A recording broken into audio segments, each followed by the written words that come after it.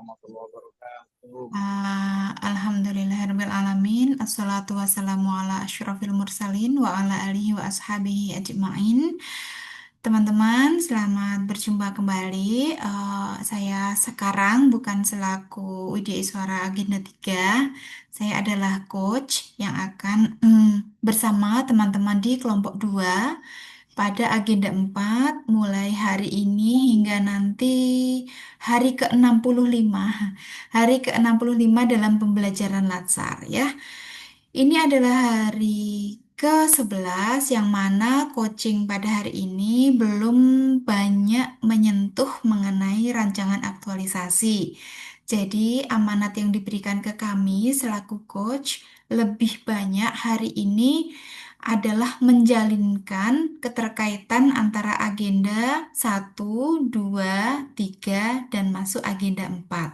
Jadi begitu, sehingga ancang-ancangnya enak gitu ya. Besok ketika masuk agenda 4 teman-teman mendapatkan gambaran harus bagaimana begitu. Untuk apa namanya masuk ke dalam agenda habituasi dan aktualisasi ini. Izin saya share screen ya. Oke. Oke, di sini saya akan mengawali screen. Coaching agenda 1, 2, 3 dan masuk di agenda 4 ini penting karena nanti akan memberikan kita seperti apa ya, kaitan gitu ya, memberikan kita wacana gitu atau wawasan bahwa yang kita lakukan dalam tahap aktualisasi itu sesungguhnya terkait erat dengan pembelajaran Latsar yang teman-teman lakukan sejak dari masa MOOC sampai hari ini gitu ya. Nah, materi untuk sore ini saya upayakan akan selesai tidak sampai pukul 5 sore gitu ya. Kita usahakan untuk cepat selesai, bahkan lebih cepat lebih baik. Namun demikian, hal-hal yang menjadi amanat dalam pembelajaran sore ini akan tetap kena substansinya. Kita akan melakukan review penguatan dan peran baik agenda 1, 2, dan 3 sekaligus review agenda 4 mengenai pendahuluan dan konsep aktualisasi itu sendiri.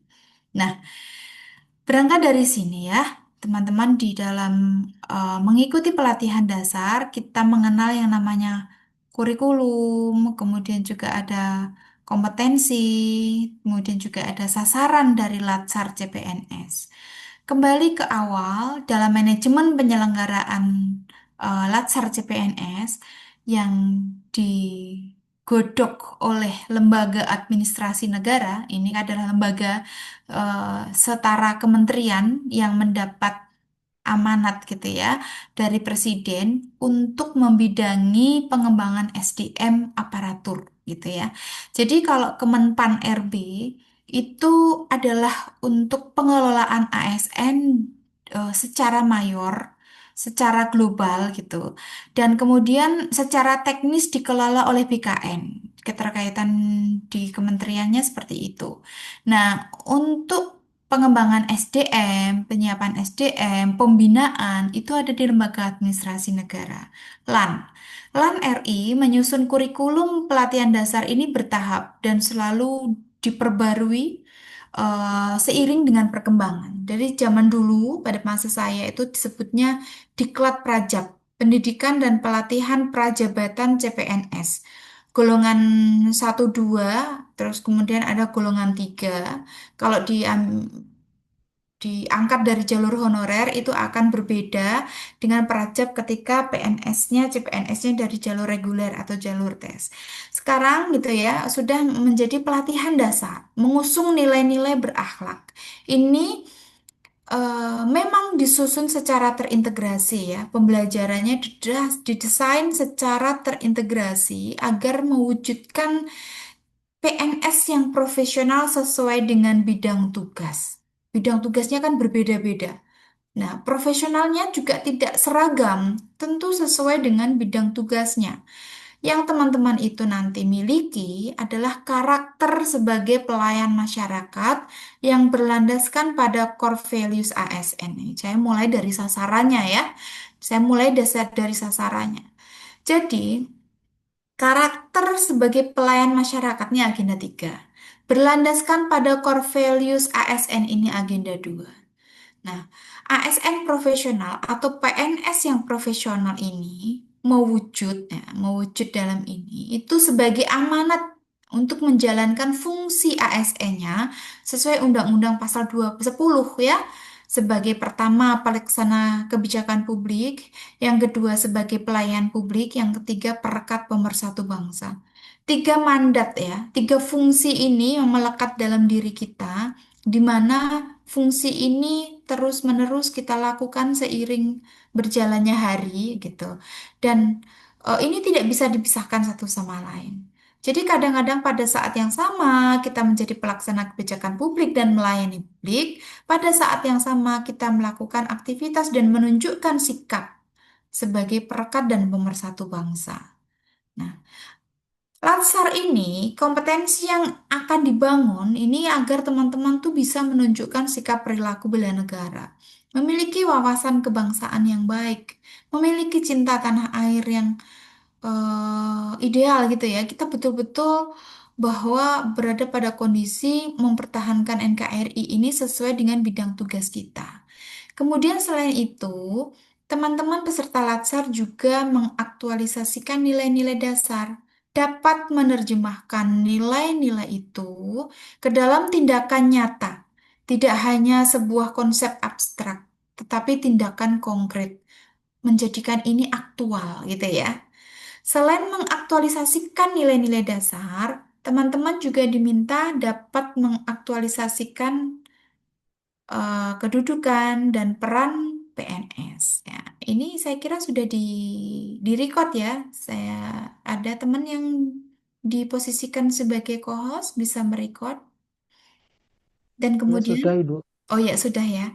Dan kemudian setelah itu barulah lembaga administrasi negara untuk mewujudkan 4 kompetensi peserta Latsar ini menuangkan dalam kurikulum-kurikulum ini ya. Sesungguhnya ada 2 kurikulum, kurikulum pembentukan karakter dan kurikulum penguatan KTBT, kompetensi teknis bidang tugas ya. Pembentukan karakter ini dimulai sudah lama sejak MOOC, tetapi diperkuat dengan pembelajaran blended learning dari PDK Semarang. Ini kita mengacu ke kurikulum sama yang dianut oleh semua kementerian dan lembaga di Indonesia. Baik itu Kementerian Agama, Kementerian Pendidikan, lembaga apa ya, semacam BPS gitu ya, Mahkamah Agung, bahkan teman-teman di Mahkamah Agung yang belum memiliki Balai Diklat atau Badan Diklat, pada saat ada CPNS di MA di Mahkamah Agung itu diserahkan ke BDK Semarang ya, salah satunya yang berada di wilayah Jateng DIY ke kami untuk melatih pembentukan karakternya ini. Adapun kompetensi teknis bidang tugas yang meliputi administratif dan substantif diselenggarakan di tempat kerja masing-masing. Jadi nanti seperti teman-teman ini yang di kampus-kampus gitu ya, nanti mungkin akan ada undangan-undangan terkait pembelajaran ya untuk penguatan kompetensi teknis bidang tugas. Yang ada di Kemenak-Kemenak juga sama. Guru-guru juga sama. Jadi siap-siap misalnya nanti dalam masa aktualisasi di agenda 4 teman-teman ada kegiatan begitu ya. Khusus untuk CPNS mengusung penguatan kompetensi teknis bidang tugas. Nah, yang menjadi amanat untuk kami di BDK Semarang ini adanya pembentukan karakter melalui pembelajaran sikap perilaku bela negara, wawasan kebangsaan, nilai-nilai bela negara. Kemudian juga ada analisis isu kontemporer gitu ya, kesiapsiagaan bela negara yang arahannya adalah teman-teman mampu melakukan praktik. Kemudian pembentukan karakter dengan menanamkan nilai-nilai dasar PNS di agenda 2. Kemudian kedudukan dan peran PNS untuk mendukung terwujudnya smart governance yang ada di agenda 3. Nah, dari sini setelah tiga agenda, kita masuk ke agenda 4, yaitu habituasi melalui kegiatan-kegiatan aktualisasi nilai-nilai dasar PNS ini. Nah, disinilah nanti akan menjadi wahana praktiknya ya. Selain itu juga ada materi orientasi. Misalnya teman-teman ketemu dalam satu kelas besar gitu ya, kami ada Zoom, sesi-sesi Zoom yang diikuti secara massal oleh semua kelompok gitu untuk misalnya penguatan SDM, terus kemudian muatan teknis substansi, overview, DK per kelas ya, dinamika kelompok dan juga review. Jadi, kemasan-kemasan yang telah dibuat oleh lembaga administrasi negara, tiga agenda ini ya, sikap perilaku bela negara, core values nilai-nilai dasar PNS, kemudian kedudukan dan peran PNS untuk mendukung smart governance, dan juga di sini ada agenda habituasi. Ini disusun secara terintegrasi. Nanti saling berkelindan ya kalau kita melihat di dalam rancangan aktualisasi bahwa memang mayoritas akan melihatnya ke nilai-nilai dasar PNS dan kedudukan peran manajemen ASN dan smart ASN-nya ini. Namun saat teman-teman membuat analisis, ini adalah sesungguhnya kelanjutan dari skill yang diajarkan pada saat agenda satu. Nah, di penguatan peran agenda satu, di sini kita lihat bahwa pada saat teman-teman kemarin pembelajaran di agenda satu, diharapkan teman-teman itu mampu menunjukkan sikap perilaku bela negara, ya. Agenda satu tidak berhenti hanya pada saat pembelajaran sinkronus asinkronus yang lalu, namun nanti teman-teman di hari ke-63 hadir di BDK Semarang, ada sesi klasikal, ya, kesiapsiagaan bela negara gitu ya, nanti akan bersama Widya Iswara BDK Semarang juga kami akan mengundang teman-teman dari TNI dan Polri gitu. Jadi ada penguatannya di sana. Untuk amanat pembelajaran di agenda satu ini diupayakan teman-teman itu penekanannya adalah pada kemampuan praktik, praktik bela negara, kemudian juga mempraktikkan analisis isu kontemporer gitu. Nah, di tahap-tahap penyelesaian isu kan kemarin sudah dapat juga ya di agenda satu ada 4 tahap. Jadi untuk penyelesaian isu kita tidak jumping tahu isu dan langsung tahu solusi tidak, tapi diidentifikasi, dideskripsikan, tahu fakta data gitu ya. Terus kemudian dipilah-pilah, ditapis isunya mana yang paling penting. Kemudian isu yang sudah terpilih didalami, dianalisis. Baru kemudian setelah didapatkan penyebabnya, dicarikan alternatif penyelesaian. Jadi tahap-tahap penyelesaian isu ini dilakukan semuanya sebagai sebuah rangkaian ya, agar logis dan sistematis. Teman-teman mempromosikan satu penyelesaian isu itu tidak jumping hanya dari asumsi gitu ya. Oh, sepertinya ada masalah A, B, C. Nah, ini yang cocok diambil tindakan X, Y, Z. Bukan, tetapi sajikan ya tahap penyelesaian isu dengan cara yang sistematis. Ini merupakan amanat dari agenda satu. Setelah agenda satu dibungkus, teman-teman ke agenda 2, yang mana agenda 2 itu lama sekali ya. Ada diminta ya teman-teman untuk modulnya ada banyak ya. Itu diminta untuk bisa betul-betul menginternalisasikan nilai-nilai dasar ASN berakhlak untuk dapat menjalankan tugas jabatan PNS secara profesional sebagai pelayan masyarakat. Itu dituntut untuk memiliki kemampuan memberikan pelayanan prima, kemudian bertanggung jawab atas kepercayaan, terus belajar, mengembangkan kapabilitas, saling peduli, menghargai perbedaan, berdedikasi dan mengutamakan kepentingan bangsa dan negara, terus berinovasi, terus antusias gitu ya, dan membangun kerjasama yang bersinergi. Adapun amanat pembelajaran di agenda 2 ini ya, meskipun di sini nilai-nilai berakhlak itu disampaikan secara terpisah, namun ini sesungguhnya menyatu sebagai satu kesatuan. Tekanannya adalah pada kemampuan teman-teman dalam memaknai dan menginternalisasi nilai-nilai dasar PNS. agar nilai-nilai dasar PNS ini tidak berhenti hanya pada teori, retorika, wacana, tulisan-tulisan yang dipampangkan gitu ya. Tidak hanya begitu saja, tetapi betul-betul membadan dalam diri kita, menginternalisasi. Coba kita ejawantahkan nilai-nilai dasar ini dalam sikap, dalam keseharian, dalam tata cara kita melayani masyarakat. Gitu. Maka di agenda 2 teman-teman dibekali 7 modul ya, berorientasi pelayanan, akuntabel, kompeten, harmonis, loyal, adaptif, dan kolaboratif. Masing-masing modul teman-teman sudah dibekali konsepnya bagaimana, panduan perilakunya, bagaimana dalam konteks organisasi, dan studi kasus yang didapat.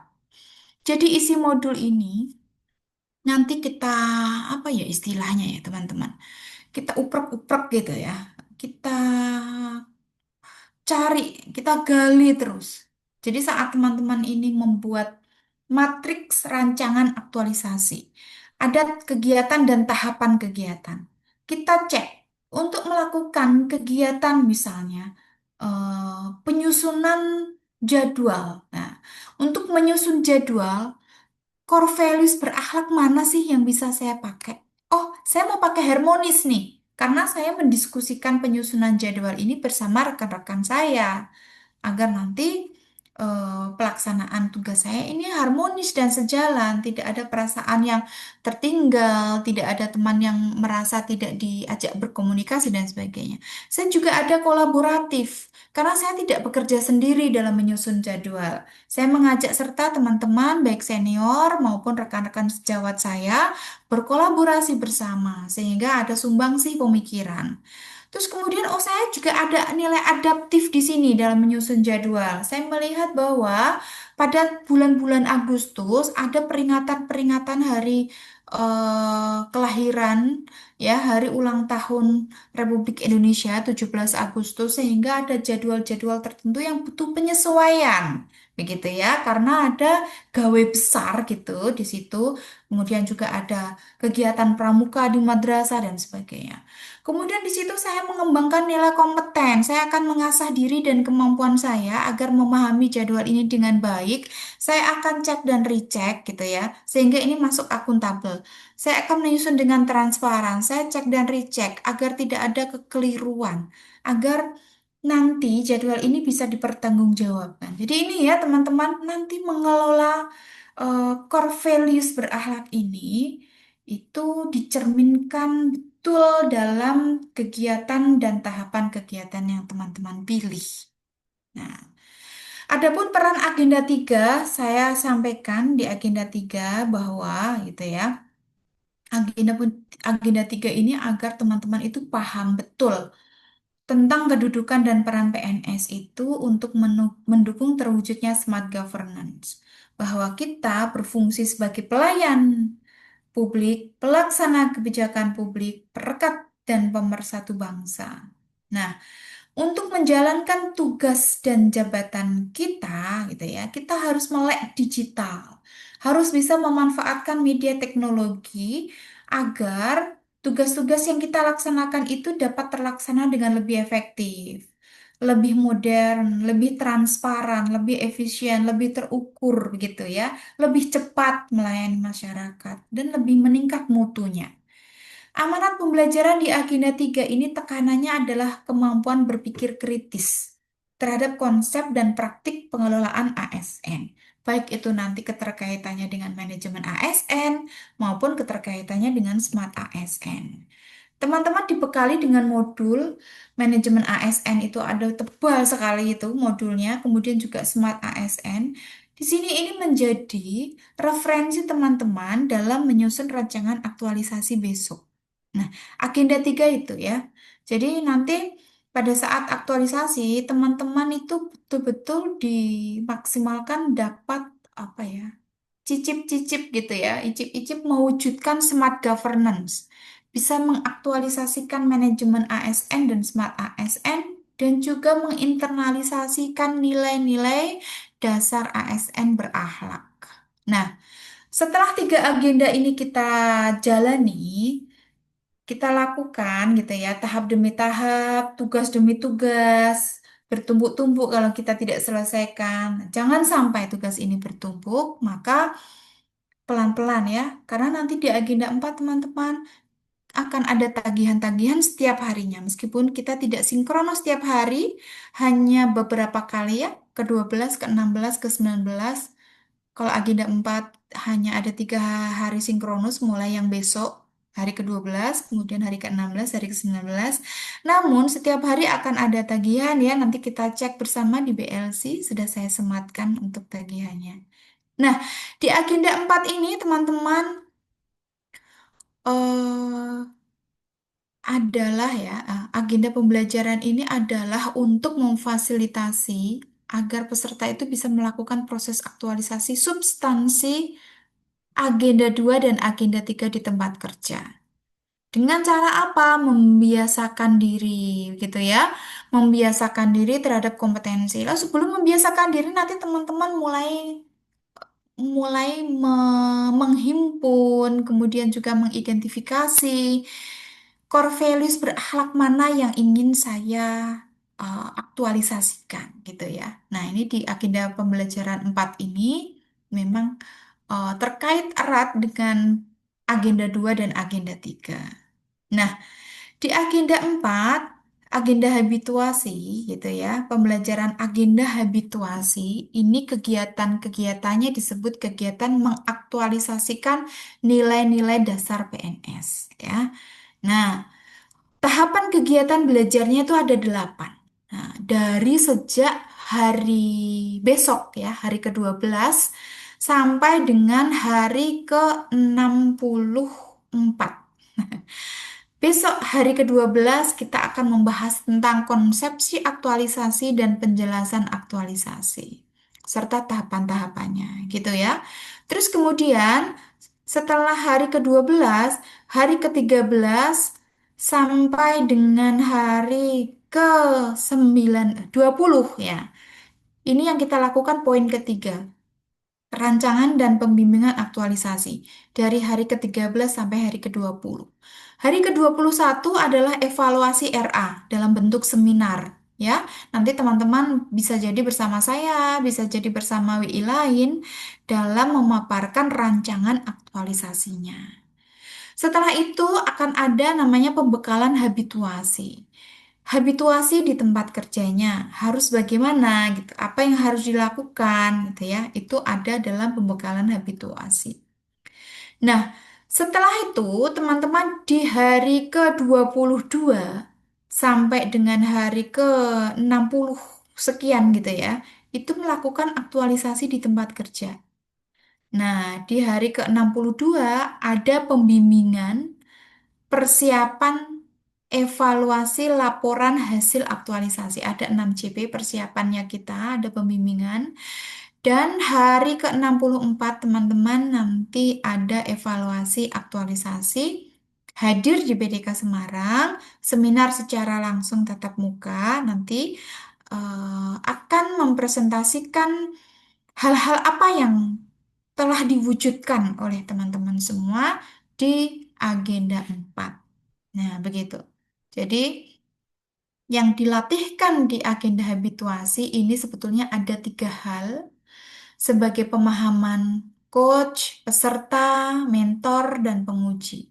Ya, kita ibaratkan nih teman-teman sekarang sedang ingin melakukan perjalanan menuju ke suatu tempat. Suatu tempat ya. Tujuannya di mana ini ya? Tujuannya di mana? Misalnya ini ya, kita mau ke kemana teman-teman enaknya ya? Mau ke Lombok misalnya. Wah, kita mau ke Lombok. Tujuannya adalah Lombok. Kalau agenda 4 tujuannya adalah PNS berkarakter nilai-nilai dasar. Itu tujuannya, ya. Jadi, di mana kita menuju? Ya, di situ kita baru menyusun desainnya, bagaimana menuju ke tempat yang dituju. Kita persiapkan yang namanya planning ya, ada planning, kemudian kita juga nyari sangu begitu ya. Hah, kemudian juga memilih kendaraan. Kalau sudah tahu tujuannya di Lombok, teman-teman jangan menggunakan Yamaha Mio, begitu ya. Kalau waktu yang kita sediakan setahun boleh Yamaha Mio, tetapi teman-teman harus sampai di sana dalam waktu 5 hari misalnya. 5 hari dari misalnya Jawa Tengah sampai ke Lombok. 5 hari. Nggak bisa kita naiknya Yamaha Mio. Kalau mau naik Vario, Honda Vario, oh mungkin bisa. Tetapi kondisi tubuh harus fit gitu ya. Kalau mau pakai kendaraan juga harus pilih. Jangan kita sebut merek nggak apa-apa ya teman-teman. Jadi kita jangan sampai milih kendaraan yang sudah usianya tua, cc-nya kecil, padahal nanti melewati berbagai pelabuhan, terus kemudian tangki bahan bakar harus lumayan banyak gitu ya. Ini ya kendaraannya. Jadi, kemampuan teman-teman untuk menemukan dan mengenali isu atau masalah gitu ya, yang tertuang dalam kemampuan berpikir kritis di agenda 3 dan agenda 1, ini adalah kendaraannya. Kemudian kemampuan teman-teman untuk menemukan gagasan solutif. Ini mandat dari pembelajaran agenda 3. Ini juga adalah kendaraannya. Dua ini ya, menemukan dan mengenali isu, menemukan gagasan solutif. Itu sebabnya tadi pada saat kita sinkronus kedua ya, teman-teman ini betul-betul saya tekankan agar isu atau masalah yang dikenali itu dalam frame manajemen ASN dan smart ASN. Jadi tidak keluar dari frame itu. Kemudian teman-teman ketika menemukan isu atau masalah itu beranjak dari sudut pandang kita sebagai ASN. Jadi masalah-masalah yang kita bisa benahi tentu adalah masalah-masalah yang terkait dengan kedudukan dan peran kita sebagai ASN. Jangan sampai kita mengenali masalah ini apa ya?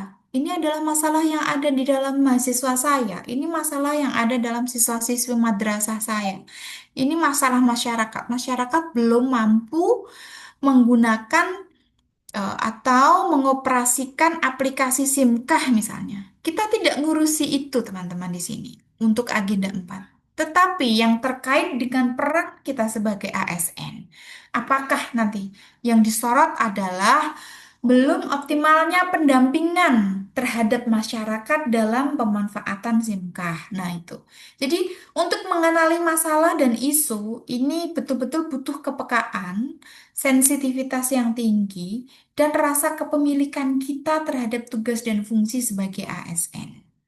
Menemukan gagasan solutif itu juga adalah menunjukkan kemampuan berpikir kreatif, agar tidak hanya melihat masalah itu hitam putih, agar tidak hanya menemukan satu gagasan saja, tetapi ada beragam, ada alternatif. Tetapi saya memilih ini, begitu ya. Nah, inilah kendaraannya. Kendaraan ini harus kuat, kendaraan ini harus tajam, kendaraan ini harus berlandaskan pada fakta, data, dan isu yang sebenarnya terjadi. Gitu. Maka, teman-teman, di dalam memilih isu, menemukan gagasan solutif, wajib kiranya teman-teman di sini berkolaborasi dan berkomunikasi dengan mentor. Mulai sekarang, teman-teman sudah mulai menemukan ya, atau mengetahui mentornya tuh siapa. Mentor saya siapa? Saya harus mulai komunikasi. Pak, Bu, saya punya 5 isu yang mau saya angkat. Kira-kira gitu ya. Isu mana yang menurut jenengan paling urgent? Kalau menurut saya gitu, saya sudah ketemu ini. Boleh jadi ya, teman-teman, isu yang diangkat oleh teman-teman bukan merupakan isu yang dianggap penting oleh mentor. Nah, misalnya ini, saya kemarin dapat dari periode awal. Ada satu penghulu gitu ya, calon penghulu. Di aktualisasinya, beliau ingin aktualisasi ini mengangkat belum optimalnya digitalisasi dokumen di KUA. Sudah disusun tarik-tarik ya, apa, rapih gitu ya. Tahapannya, kemudian outputnya, kemudian nilai-nilai dasar PNS yang mau diangkat. Tapi ternyata sudah hari ke-15 barulah mentor mengatakan bahwa jangan pakai isu itu. Saya maunya masyarakat sekarang memahami tentang undang-undang perkawinan yang terbaru. maka carilah kegiatan atau aktualisasikan nilai dasar PNS-nya untuk mengusung ini. Nah, ini kan jauh sekali ya. Kalau kita tidak sedari awal gitu menyatukan pemahaman dengan mentor, maka yang nanti repot adalah teman-teman peserta sendiri. Nah, disinilah untuk menemukan isu dan gagasan, kolaborasilah dengan mentor. Agar nanti tujuannya itu bisa tercapai dengan smooth ya, mengaktualisasikan nilai-nilai dasar melalui membangun habit dan karakter. Di sini akan berjalan sesuai dengan rencana, ya. Nah, aktualisasi ini merupakan kegiatan-kegiatan ya. Ini adalah suatu proses yang tahapan-tahapannya dilakukan untuk menjadikan substansi mata pelatihan, terutama agenda 2 yang telah teman-teman pelajari itu menjadi aktual atau menjadi nyata atau betul-betul terjadi dan ada dengan sesungguhnya, agar tidak hanya berhenti pada tataran teori, tetapi ada praktiknya. Tidak hanya konsep abstrak, tetapi konstruk nyata. Tidak hanya gagasan, namun juga menjadi sebuah kegiatan yang real. Nah, proses aktualisasi ini dilakukan dengan membiasakan diri, gitu ya, teman-teman ya. Membiasakan diri itu yang kita sebut dengan proses habituasi. Untuk membiasakan nilai-nilai dasar ASN itu, kita pegang, kita konsepkan gitu ya, kemudian kita praktekkan. Melalui intervensi di tempat kerja seperti tadi saya contohkan, misalnya membuat jadwal. Membuat jadwal pembelajaran itu kita bisa mengaktualisasikan nilai-nilai dasar ASN di sana. Nah, gitu ya, sebagai pengikat. Nah, teman-teman, aktualisasi dan habituasi ini terkait erat ya. Aktualisasi ini nyata sebagai suatu bentuk eh, apa ya, proses mengejawantahkan nilai-nilai itu dalam tindakan nyata. Ini bisa diamati, ini bisa dilihat, ini sifatnya ekstrinsik ya, sebagai intervensi dari habituasi yang mana merupakan kondisi yang lebih dalam, lebih apa ya, submerge gitu ya, lebih intrinsik. Dia itu kalau bisa dibilang sesuatu yang sudah jadi habit ya, jadi kebiasaan. Itu adalah perilaku yang diulang-ulang. Nah, perilaku yang diulang-ulang akan menghasilkan kebiasaan atau habit. Habit yang dilakukan terus-menerus, dipertahankan, diperbaiki akan menjadi budaya, akan menjadi karakter ya, personal karakter, akan menjadi sesuatu yang melekat pada diri kita. Sehingga kalau teman-teman di tahap ini betul-betul ya kita melaksanakan amanat pembelajaran ini misalnya, ketika orang melihat Mas Fahmi Ahmad gitu ya, itu tidak lagi oh siapa ya dia, tapi langsung tahu, oh Mas Fahmi itu yang orangnya itu kalau ngomong itu wah keren banget, harmonis, dia tidak pernah menyebabkan konflik di tempat kerja. Dia selalu kalau bicara adem gitu ya. Oh, tahu nggak, kenal nggak dengan Pak Hamzah Mutahari? Ini guru madrasah aliyah. Oh, Mbak itu. Oh, beliau kompeten orangnya. Ini selalu ikut pelatihan. Ini kalau ada webinar, beliau selalu siap mengisi. Jadi begitu. Ini melekat ya. Orang tuh melihat PNS, melihat ASN itu sudah dengan apa ya, frame ya, nilai yang kita junjung ini. Mbak Elsa Safitri ini loh yang guru di Madrasah Ibtidaiyah. Beliau itu kalau melayani itu sepenuh hati. Anak-anak sayang sama dia. Wali murid itu apa-apa WA-nya ke Mbak Elsa loh. Bahkan kadang mereka sudah naik kelas, sudah beda sama guru, yang di WA tetap beliau. Karena beliau itu nanti pasti ketika menjawab WA itu nyaman, terus juga menjawab kebutuhan begitu ya. Jadi yang diharapkan karakter PNS kita gitu ya, itu betul-betul profesional sebagai pelayanan masyarakat. Tidak lagi nilai-nilai dasar ini kita tempel-tempel di tembok saja, tidak. Itu boleh gitu ya, agar semakin teringat. Tapi jangan berhenti di situ. Harus dijadikan habit. Nah, ini yang merupakan proses habituasi. Kalau ada pertanyaan, Bu, kapan proses habituasi berakhir? Ya, kalau kita sudah selesai menjadi aparatur gitu ya. Kalau masa pengabdian kita sudah selesai, proses habituasi itu tidak pernah selesai, teman-teman ya. Sekarang kita ada dalam masa percobaan CPNS nih, karena kemarin diangkat CPNS melalui SK.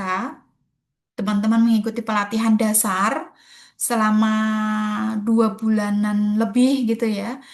Di sini ada intervensi aktualisasi selama 30 hari kerja, membuat rancangan. Ini teman-teman baru proses di sini nih. Baru proses membuat rancangan. Kemudian melakukan proses habituasi yang mana sebetulnya adalah latihan semata. Proses habituasi ini nanti akan dilaporkan. Dilaporkan dan nanti setelah latsar selesai, teman-teman kembangkan terus agar menjadi ASN profesional di masa-masa percobaan ini. Habituasi tetap jalan ke level yang lebih tinggi lagi. Nah, nanti kalau era CPNS selesai, teman-teman menjadi PNS yang sesungguhnya, habituasinya tetap jalan loh, agar membentuk karakter. Bahkan boleh saya bilang, masa pengabdian kita sebagai PNS itu sebetulnya tidak berakhir ketika masuk usia pensiun. Ketika teman-teman misalnya ya, melihat rekan-rekan kita yang masuk usia pensiun, pasti mereka akan melakukan sesuatu loh di masyarakat. Sebagai apa misalnya, kasarnya, marbot masjid. Dia tetap mengabdi di situ sebagai marbot masjid, tukang adzan, ngepel masjid tiap hari. Ada yang menjadi guru madin, mengabdikan diri sebagai guru madin. Meskipun tidak digaji sebagai PNS, tidak mendapat tunjangan kinerja, kalau itu sudah membentuk karakter kita ya teman-teman, menjadi PNS itu nggak ada rasa apa ya, aduh saya sudah nggak punya tusi nih. Nah, tidak. Sesungguhnya masa pengabdian itu masih tetap berjalan, masih tetap berlanjut, bahkan melampaui masa tugas sebagai PNS. Pada saat masuk masa purna tugas, sebetulnya teman-teman itu nanti tetap akan mengabdikan diri melalui kegiatan di masyarakat. Nah, inilah amanat-amanat yang ada di dalam agenda 4. Agar teman-teman nanti di dalam pembelajaran di agenda 4 bisa lebih bisa menuangkan agenda 1, agenda 2, agenda 3 agar nanti teman-teman bisa mendapatkan apa ya?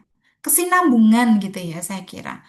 Berkesinambungan antara agenda 1, 2, 3 dan 4. Ini tidak misah, tetapi merupakan satu kesatuan yang terjalin gitu ya. Nah, mulai besok, besok sudah akan ada penjelasan tentang konsep aktualisasi gitu ya. Rancangan aktualisasi, bagaimana merancangnya, itu kita akan mencoba masuk pelan-pelan. Tiap hari akan ada tagihan nih. Kalau teman-teman mau mengintip tugas-tugasnya apa, boleh dilihat nih di BLC. Saya sudah siapkan itu untuk upload tugas H13. Nanti diklik ada penjelasan. Upload tugas H14, diklik ada penjelasan. Begitu ya. Di sana sudah saya selipkan juga panduan aktualisasi yang disusun oleh BDK Semarang. Jadi panduan ini yang menjadi pegangan kita, jaga-jaga kalau teman-teman nanti mendapatkan dokumen panduan aktualisasi Balai Diklat Keagamaan Bandung atau Surabaya atau Jakarta. Nah, baca. Kalau di situ yang tertera adalah BDK lain gitu ya, letakkan ya. Kita mengacu ke panduan yang dibuat oleh BDK Semarang. Karena memang dari lembaga administrasi negara itu tidak ada acuan resminya, maka setiap BDK itu memiliki kewenangan untuk menentukan batasan-batasan atau sistematika penulisan di dalam rancangan aktualisasi maupun laporan hasil aktualisasi. Kita mengacunya kepada dokumen yang dibuat oleh BDK Semarang. Sudah saya sematkan di BLC. Selain itu juga tahapan-tahapan kegiatan itu sudah ada di file berikutnya sebelum upload penugasan. Nah, di sini penjelasan mengenai agenda 1, 2, 3, dan 4. Ada nggak yang mau ditanyakan?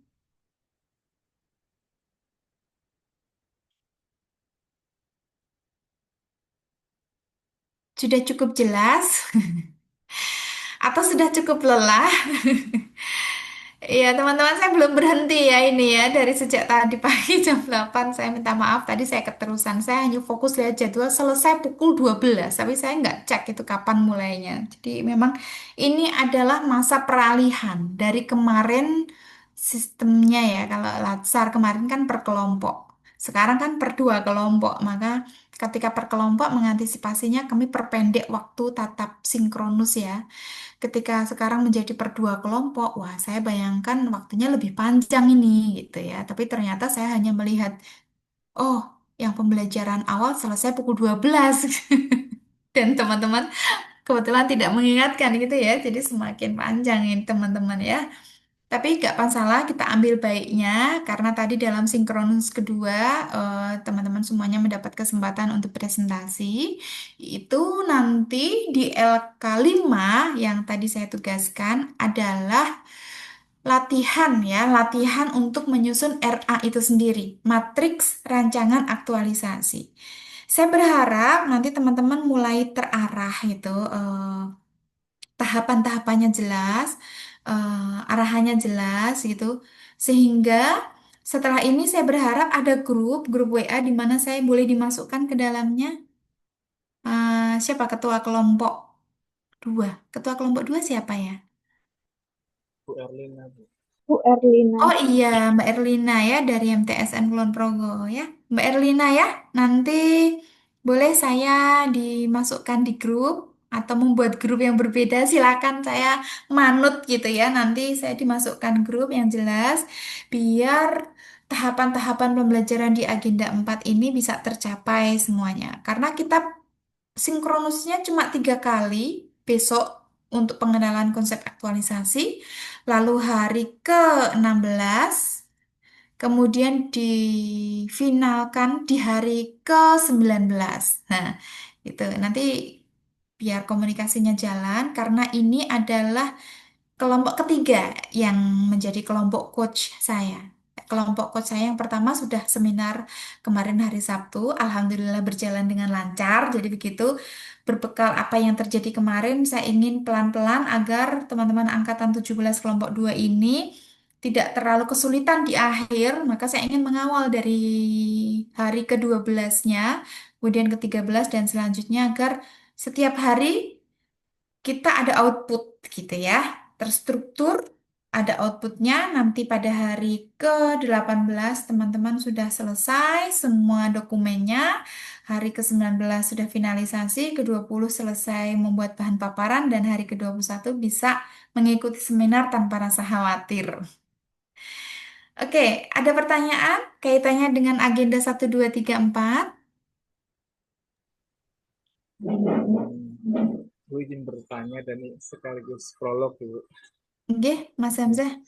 Nah, ini kan kalau misalnya saya sebenarnya minta maaf dulu, Bu, kalau nanti ketika gabung di grup atau apa ya, yang jadi coaching kami, terutama saya ini mungkin agak sering bertanya begitu. Jadi mohon kesabarannya membimbing kami begitu, Ibu. Karena terutama saya tuh di kelompok saya paling paling tua begitu, dan secara ini kayak sudah ya mungkin begitu Ibu, kayak udah ya Allah udah capek, capek banget mikirnya gitu loh Bu. Nah, saya berkali-kali untuk yang dulu yang core issue tadi itu, yang core issue sudah ganti 3 kali ini, tapi kayak dirasa kayak masih belum apa ya, kayak belum pas, kayak belum belum sesuai dengan yang apa ya, yang apa sih, smart ASN atau manajemen ASN. Jadi kayak kayaknya masih perlu dirubah terus begitu Bu. Jadi ya mohon kesabarannya membimbing kami ketika nanti kami banyak bertanya begitu. Terima kasih Bu. Ini. Oke, makasih Mas Hamzah ya. Nggih, dengan yang disampaikan tadi saya punya gambaran. Jadi mungkin teman-teman nanti akan ada eh apa ya, pematangan begitu ya, pematangan isu yang ingin diangkat. Jadi kan 5 isu dulu, 5 isu ini kita komunikasikan dengan mentor agar mentor paham arahnya yang mau kita tuju kemana gitu, dan beliau bisa memberikan kira-kira gitu ya, mana sih yang paling urgent. Nah, tentu tadi yang disampaikan Mas Hamzah misalnya belum yakin apakah ini sesuai dengan manajemen ASN dan Smart ASN, nanti kita akan lihat ya. Tidak masalah. Saya kemarin yang di periode 2 ada rekan gitu ya, ada teman CPNS gitu, pada saat sinkronus hari ke-16 harus mengulang kembali. Mengulang kembali karena pada saat sinkronus itu semua diubah sudut pandangnya gitu ya. Sudut pandang dalam melihat manajemen ASN dan smart ASN-nya. Tetapi mengejarnya ini ternyata tidak butuh waktu lama. Kalau kita sudah paham frame-nya, arahannya, ini tidak butuh lama. Apalagi teman-teman di sini kan semuanya sudah bertugas ya, sudah bekerja, sudah bertugas, dan saya yakin sebetulnya teman-teman itu bukan fresh graduate langsung kerja itu enggak. Tetapi teman-teman sudah bekerja lama, entah mengabdi di mana, entah pindah tugas di mana, tetapi sudah pernah bekerja. Jadi sudah punya pengalaman, ada bekal pengalamannya, ya. Dan ketika mengidentifikasi isu, teman-teman bukan terus newbie sama sekali, bukan anak baru sama sekali, tapi sudah punya bekal pengalaman, bekal pengetahuan, dan ini berharga untuk nanti digali lebih dalam lagi. Oke, jangan khawatir Mas Hamzah, nanti eh kecuali hari-hari tertentu, misalnya saya akan sampaikan teman-teman, maaf ya, saya hari ini slow respon karena full mengajar, misalnya begitu. Selain itu, insya Allah nanti kalau ada kendala, ada masalah, bisa dikomunikasikan melalui grup WA. Kalau misalnya butuh tindak lanjut yang lebih, apa ya, boleh dikata in-depth gitu ya, lebih mendalam gitu, bisa wapri juga nggak masalah gitu. Oke. Terima kasih Bu Ida. Nggih, nggih, itu kita sudah pukul 16.12. Saya merasa untuk coaching agenda 1, 2, 3 ini sebetulnya tidak banyak yang bisa disampaikan, tetapi besok sepertinya akan makan banyak waktu karena besok kita akan mengadakan semacam ini ya teman-teman, penyamaan persepsi. Apa sih yang harus dilakukan gitu ya. Kemudian targetnya apa itu besok kita akan sampaikan ke teman-teman. Spill saja dulu untuk periode 3 coach angkatan ke-12 besok insya Allah saya pukul 2.30. Jadi setengah 3 ya. Untuk coaching besok setengah 3, mohon nanti bisa dischedulkan. Karena kita pagi sampai jam 12 ya, kita sinkronus ketiga ya teman-teman. Setelah itu nanti saya jam 1 sampai jam 2.30 saya akan bertemu teman-teman kita yang kemarin di periode 2. Atau mungkin nanti kayak mungkin saya switch juga nggak masalah. Saya akan ubah itu ya, saya akan ubah. Nggak masalah ya, misalnya teman-teman tiba-tiba, oh jam 1 saja gitu ya. Karena kadang-kadang eh oh, ternyata coaching hari ke-19 itu cukup cukup penting juga mungkin nanti akan ada waktu banyak gitu. Ya intinya nanti menyesuaikan. Nanti besok kita ketemu. Untuk lebih pastinya saya akan bertanya juga kepada coach yang lain. Mereka akan coaching jam berapa saya menyesuaikan gitu ya. Oke, sampai di sini tidak ada persoalan, tidak ada pertanyaan. Eh, Mohon izin, Bu. Mas Jano ya. Ya, tadi kan sempat disinggung mengenai mentor.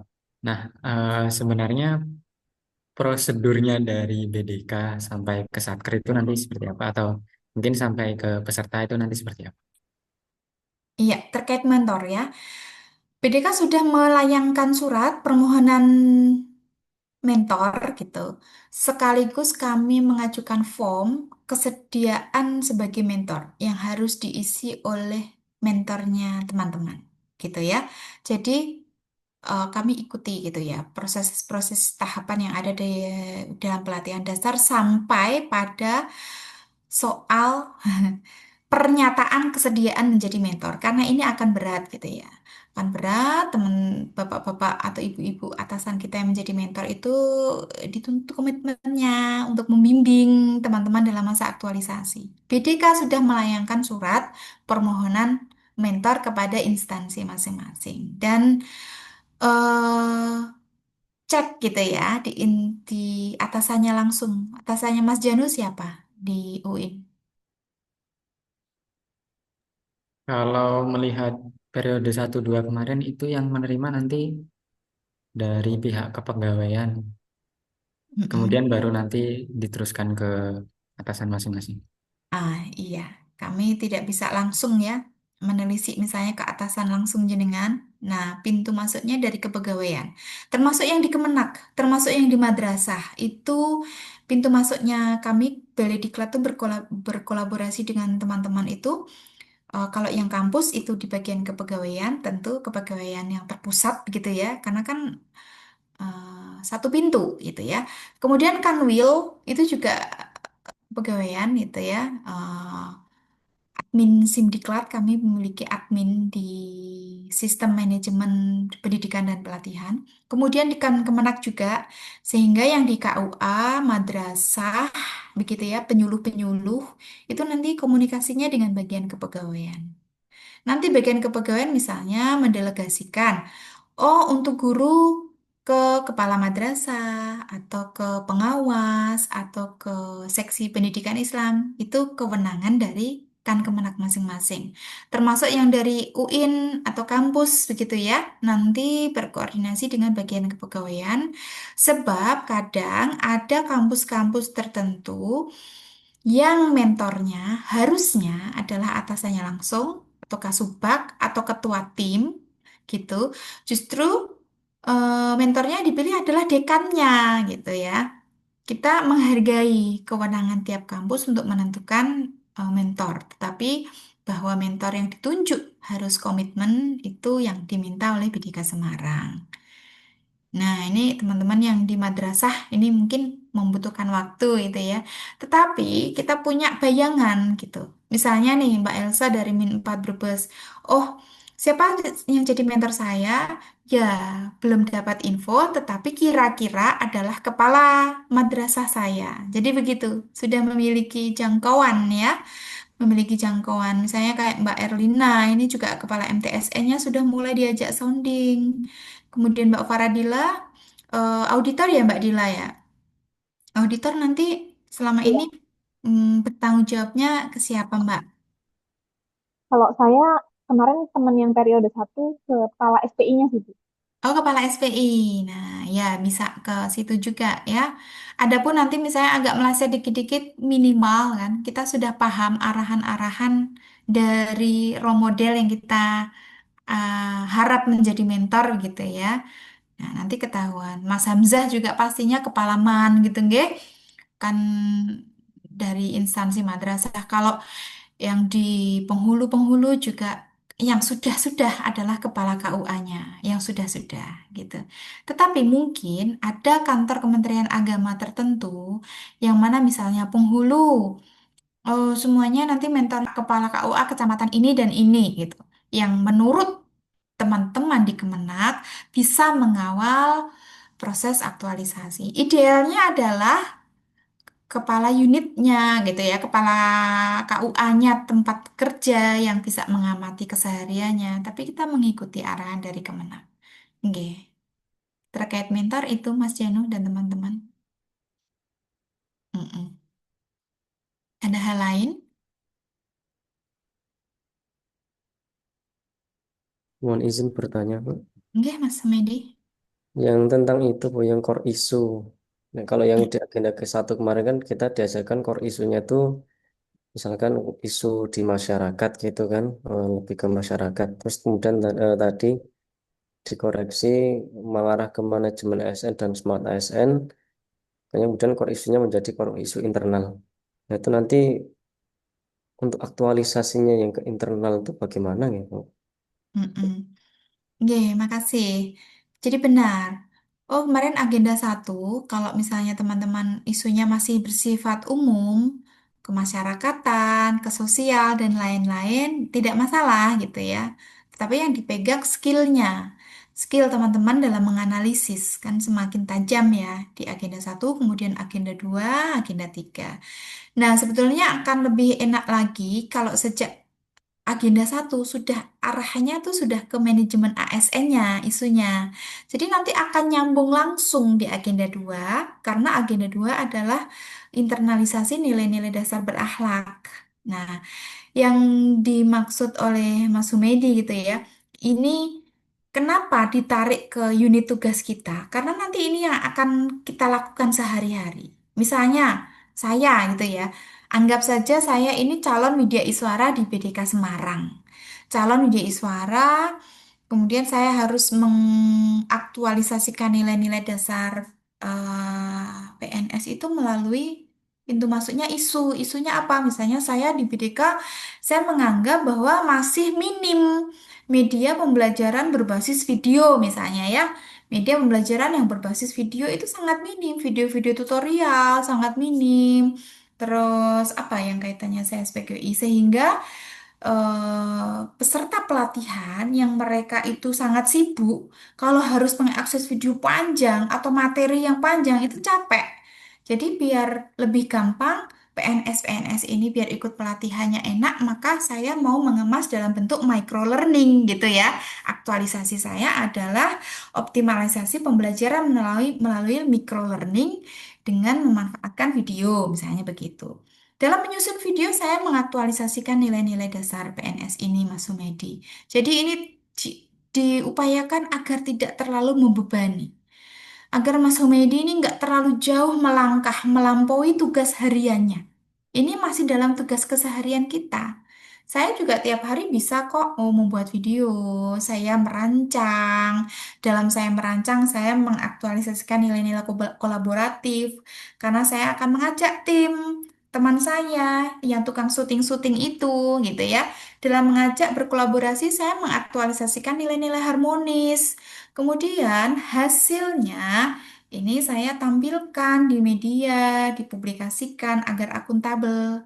Ini selaras dengan kurikulum. Saya bersedia kok untuk dicek mengenai kualitasnya agar ini akuntabel. Jadi begitu. Jadi kegiatan-kegiatan dalam aktualisasi itu sesungguhnya adalah tugas keseharian kita. Namun dibungkus dengan inovasi-inovasi agar menghasilkan kerja yang lebih berdampak agar menghasilkan kerjaan yang lebih efisien. Kan kemarin sudah mengingat tentang Smart ASN kan, pemanfaatan teknologi untuk mendukung pekerjaan kita agar lebih ringkas, lebih efisien, lebih cepat, lebih mudah diamati gitu ya, lebih menjangkau banyak orang.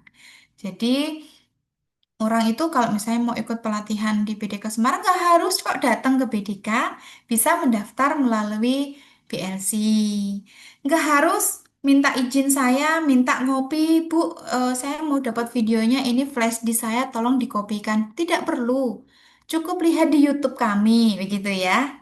Ya, ini yang sebenarnya pengen ngajak teman-teman berangkat dari situ. Nah, misalnya ini guru-guru juga sama. Nanti mengaktualisasikan apa? Ada masalah apa gitu yang ada. Kenapa harus berangkat dari masalah, Bu? Ya, kalau kita melakukan sesuatu, gitu, upayakan itu sebagai sebuah solusi. Pasti di setiap instansi pemerintah dimanapun pasti ada masalah. Ya, nah kalau tindakan kita tepat mengenai sasaran, mengatasi masalah itu, nah ini tentu akan mendukung kinerja lembaga kita. Mentor akan senang. Wah, dengan adanya CPNS, ada satu masalah yang kemarin menghantui saya, terpecahkan, begitu ya. Kemarin data-data dokumen-dokumen di kantor itu semua masih manual. Sekarang karena ada CPNS dengan aktualisasinya selama 6 minggu, ada beberapa data-data yang sudah mulai berbentuk digital. Nah, ini sumbangsih kita. Jadi begitu. Misalnya nih teman-teman yang di Madrasah Ibtidaiyah, Bu, saya kok ternyata dari mentor disuruh menghidupkan media sosial. Nggak apa-apa, karena media sosial itu masuk dalam ranah kelembagaan. Kalau kita masuk di manajemen ASN ya, mungkin nggak masuk dalam tusi guru, tetapi masuk dalam tusi ASN-nya. Yang mana itu juga perlu kita usung bersama. Karena lembaga tempat kita bernaung adalah lembaga yang melayani masyarakat. Nah, tugas-tugas yang diberikan oleh mentor gitu ya, oleh atasan, kemudian teman-teman diminta untuk membuat aktualisasinya tidak berkaitan dengan pembelajaran, asal itu berkaitan dengan tugas dan fungsi sebagai ASN masuk gitu ya. Misalnya nih Mbak Elsa, tiba-tiba nih dari kepala minnya menyuruh atau meminta Mbak Elsa untuk menangani pendataan data induk siswa gitu ya. Kemudian dijadikan sebagai data yang bisa divisualisasi melalui Google Data Studio misalnya. Itu masuk dalam tusinya.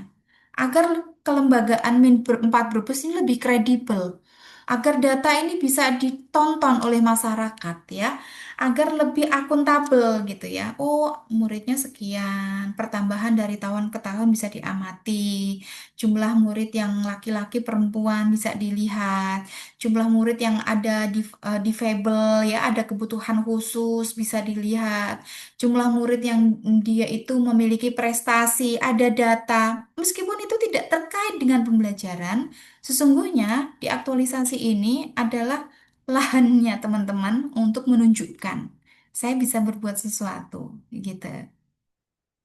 Jadi melebar ya ini ya.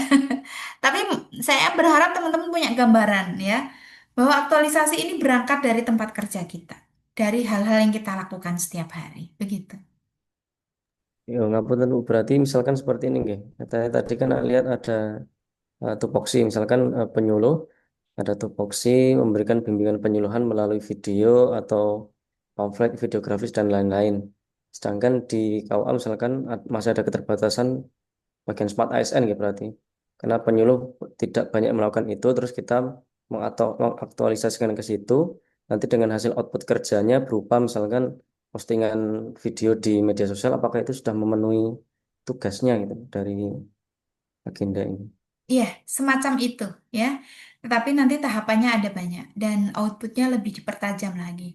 Tetapi isu yang diangkat itu bisa ya, bimbingan gitu ya, penyuluhan tentu berangkat dari masalah oh belum banyak nih konten-konten video mengenai penyuluhan tentang gitu. Nanti dikhususkan lagi masuk media agar lebih spesifik, agar nggak ngedapiah kemana-mana. Ditentukan topik-topiknya, penyuluhan tentang keluarga sakinah, penyuluhan tentang anti apa ya, anti ekstremisme gitu ya, anti paham ekstrim misalnya, penyuluhan tentang moderasi beragama di di dispesifikkan gitu ya, karena eh, kita hanya punya waktu sebentar, teman-teman hanya 30 hari kerja. Dan nanti seperti kita kalau menyusun sebuah mozaik gitu ya, sebuah sebuah apa ya, kalau anak-anak itu biasa ada apa ini ya teman-teman ya, kita sebetulnya menemukan satu keping ya, satu keping dari satu gambaran utuh, sehingga nanti kalau di KUA A melakukan ini, KUA B melakukan hal yang lain, kita bisa nanti mereplikasi dari KUA yang yang dilakukan oleh teman di KUA lain. Nah, jadi harapannya besok-besoknya ini inovasinya ini juga akan dipakai oleh teman-teman kita yang lain. Jadi upayakan aktualisasi teman-teman itu spesifik, ruang lingkupnya nanti jelas. Nah, nanti kita akan masuk besok ya, saya akan jelaskan pelan-pelan mengenai pentingnya boundary ya, pentingnya ruang lingkup, menjaga ruang lingkup agar aktualisasi teman-teman itu tidak terlalu melebar ya, agar padat gitu dan berisi gitu. Tapi Mas Humaydi tadi ya on the right track ya, berangkat dari masalah, kemudian mengajukan solusi. Solusi ini ternyata sejalan dengan TUSI. Oke, jelas ya? Mm-mm. Iya, jelas Bu. Oke. Beda, izin bertanya beda. Oke, Mas Hamzah. Iya. Terima kasih. Bu, insya Allah saya mau mengangkat isu terkait dengan presensi online karena memang di Mandalika itu untuk presensi dikelola sepenuhnya oleh guru BK begitu Bu. Memang kami ada juga kerepotan, tetapi nanti saya ingin tanya terkait dengan untuk teknis apa ya maksudnya eh, bahasanya pelaksanaannya apa nih? Itu apakah kita wajib apa ya, wajib semua apa melibatkan semua siswa atau hanya sampling saja Ibu? Hanya untuk kayak ini dari dalam waktu sebulan ini saya dalam waktu sebulan mampu mampu menggunakan metode ini dan hanya diterapkan hanya mungkin satu kelas atau berapa anak begitu Ibu. Apakah boleh begitu nanti ketika dilaporkan? Iya, Terima iya. kasih Ibu. Iya, boleh Mas. Jadi itu yang saya sebut tadi ruang lingkup ya. Jadi ada pembatasan. Kita tidak bisa langsung "Oh, ini berlaku untuk seluruh Kemenak Kabupaten Purbalingga, nggak bisa ya. Jadi pakai sampling. Apalagi misalnya teman-teman yang prakom itu saya selalu sarankan jangan langsung menyebut ini aplikasi. Jadi sebutlah ini prototype. Jadi begitu ya. Jadi ini semacam sampling gitu ya. Ada aksi nyata tapi kecil dan terukur gitu. Jadi agar nanti kita kuatkan di bab satu ruang lingkupnya akan masuk dalam sesi sesi rancangan aktualisasi begitu ya. Sesungguhnya ini udah masuk dikit-dikit di rancangan aktualisasi, tapi besok akan kita tajamkan di pertemuan berikutnya. Gitu. Gitu Masih nggih, Buddha. teman-teman, ini Iya. sudah pukul 16.31. Saya tidak ingin menahan terlalu lama. Pastinya sudah ingin segera pulang ke haribaan Ibu Pertiwi. Nanti semakin sore kita semakin gelap nanti ya teman-teman kan pulangnya pasti ke tempatnya tempat tugas dan tempat tinggalnya mungkin akan jauh gitu ya. Terima kasih atas kehadirannya. Saya hargai antusiasmenya gitu ya. Sampai bertemu besok di sesi coaching berikutnya ya. Saya akhiri di sini. Kurang lebihnya mohon maaf. Terima kasih atas kehadirannya. Saya akhiri. Wassalamualaikum warahmatullahi wabarakatuh. Waalaikumsalam Waalaikumsalam warahmatullahi warahmatullahi wabarakatuh. wabarakatuh. Makasih Buddha. Oke, sami-sami. Kita bisa. Makasih Bu Ida. Iya.